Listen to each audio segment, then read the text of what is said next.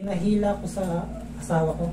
Kasi may pilay ako ng bata dito. Pag nagtrabaho ako ng nakataas yung kamay, nangangalay siya.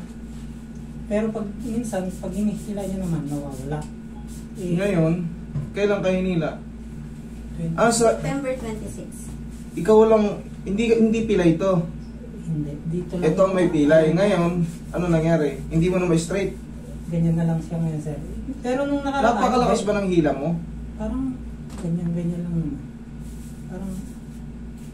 Parang yung Siguro hindi nakaposisyon. Napapanood namin sa inyo, parang tingnan mo nga yung ginagawa, parang ginagawa lang. Hindi ako naghihila, paangat. Yung parang, pag sa shoulder. yung parang paganyan. Hindi ito, pag ganon. Hmm. Pag ganon.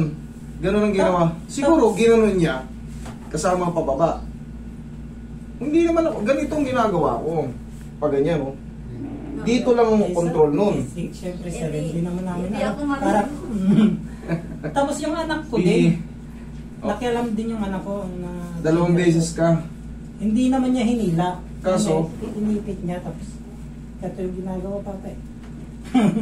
Parang tumunog siya, pero yung time na yun, sir, hindi naman siya, ano? Hindi, masakit na no, nung ginalaw ng anak mo. Sumasakit na nung ginalaw ng anak mo. Hindi naman, sir. Kinabukasan pa siya, naramdaman ko na parang yung parang nalamigan. Pakiramdam ko parang nalamigan na siya. Namanhid siya, nangingirot, ano? Namamanhid o ano? Namamanhid, eh. September 26, no? Hinilot na rin ito na, dinala namin to sa ano, sa... Kaya namin kinakat yung gano'n. Para wala sila kasama. Oo, kasi maraming branch yun. Maraming Oo. branch yun. Nagtanong naman kami, sir, kasi malapit sa bahay lang namin yan. Sabi niya, Pwede yung ano. naghihilot daw sila ng pilay. Kaya dinala naman namin. So, Hindi, ito ang nangyari rito. Na-hyperextend na to. Na-hyperextend na to. Nakashoot naman eh. Ayan, nakashoot naman. Nakashoot yan. Pag gaganyan, nagaganyan yun, na-hyperextend yan. Ang pinaka-the best na gagawin mo rito is rest. Kung napacheck up nyo na, mas maganda na pa-check up nyo na, mabibigyan kayo ng anti-inflammatory or anti-inflammation. Ngayon, ilang linggo, gagaling din to. Pero susurbulin ko na nakashoot. Kasi, dalawa nang nakialam eh. Misis at anak. tapos yung... Pinalagatok daw, lumagotok. Siyempre, pag lumagotok, tatlo yung ano na yan dyan, radius, ulna, tsaka itong humerus. Siyempre, tatlo yan dito. Kung pinalagotok, yun ang ibabalik natin. Actually, hindi naman talaga ito ang problema ni Sir. Dito ang problema ni Sir. Ngayon, siguro, malakas yung paghahatak, binigla ng paganon. Ang mahirap niya, Sir, sobrang lakas ba ng lagotok? Hindi naman. hindi naman. Sigurado. Pero tumunog siya. Pero tumunog siya. Okay. Kasi pagka sobrang lakas ng lagotok, tapos ora mismo, siguro mga ilang segundo lang or minuto, nag-create na ng parang intense pain. Kasi may nakasaklob yan eh. Pero Roy, nasiko, para maunawaan nyo ng lubusan. Ito yung sasabi kong tatlo. Ayan, ganyan yan, no? Ayan, no? Tatlo yan. O. Radius, ulna, ito yung isa. Ito yung nakasaklob, yung sinasabi ko nakasaklob. Maaari niya mabangal ito. Yung pinaka-edge ito. Kasi meron yung tinatawag na white bones pa, yung mga puti. Yung puti. Yung cartilage. Mas malambot yun kumpara sa mga proximal bone. Ginanon niya, baka wala sa timing kasi naunahan ng hatakin ni madam. Yan, maaring mabasag yun. Pero ang safe na adjustment dyan, aalog-alugin mo lang ganto para hindi na mabasag. Kusang shoot yan kung yan ay lumabas ng konti kasi nakashoot naman yun, nakashoot yan. Basta nagaganyan niya yung siko nyo, nakashoot yan. Kasi pag hindi nakashoot yan, hindi nyo na magaganyan yan. Pag hindi nyo maganyan, maaaring namamaga itong mga tendons and ligaments. Okay? Relax na.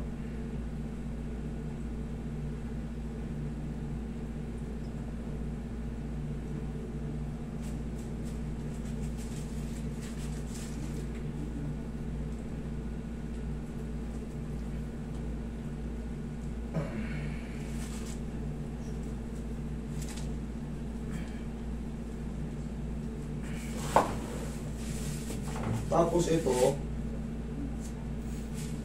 pag ganun yan. Siguro, napalakas din yung tulak dito. Tsaka hindi sobrang lakas ang ano dito. Bira, ganito lang, yan o, may tumutunog, maliliit lang. Hindi sobrang lakas. Kasi, hindi kailangan ganun yun. Pag ginanon mo yan, gagalaw yung joint, mamamaga yung joint. Pero ito, iaano ko pa to, i-consider ko pa to na normal pa lang na swelling. Because, September 26 lang eh. September 26 plus 4, katapusan. May 31 ba yun? O, 11 days pa lang to, 11 to 12 days. That is normal pa. May pain din dyan? So, dito yung sa Yun talagang ano yan. Pag ginanya mo dito yung parang nagka-cramps na siya dito, tapos... Sige, ayusin ko rin to. Ito munang pupukusan ko. Nagka-cramps dyan, ayan, position ganyan. Ayan, okay na? Wrong position lang. Tapos pag piners ako, sir, ito, napansin ko, hindi na tumitigas ito.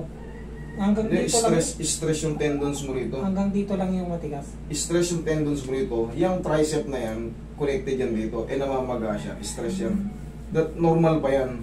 Pag bago pa, normal pa yan. Pero kung yan ay lumipas na, mga isang buwan, 2 buwan, 3 buwan, hindi na yan, ano. Relax lang. Yun. Simple lang, tutunog siya. Hindi nyo kailangan pa. Tsaka hindi pa hatak. Hindi ko tinuturong pa hatak dito. Palagi pa gano'n, paangat. Kasi nga, ayan yung anatomy. Videoin nyo yun, ma'am. Tignan mo yung anatomy ng shoulder. Kailangan, hindi siya madidislocate ng pataas eh. Palaging pababa at paharap. Patalikod naman, rare na yun. Diba ka, bossing? Pulot natin. Pagka alam nyo hindi nyo kabisado, huwag nyong lakasan. Huwag nyong lakasan.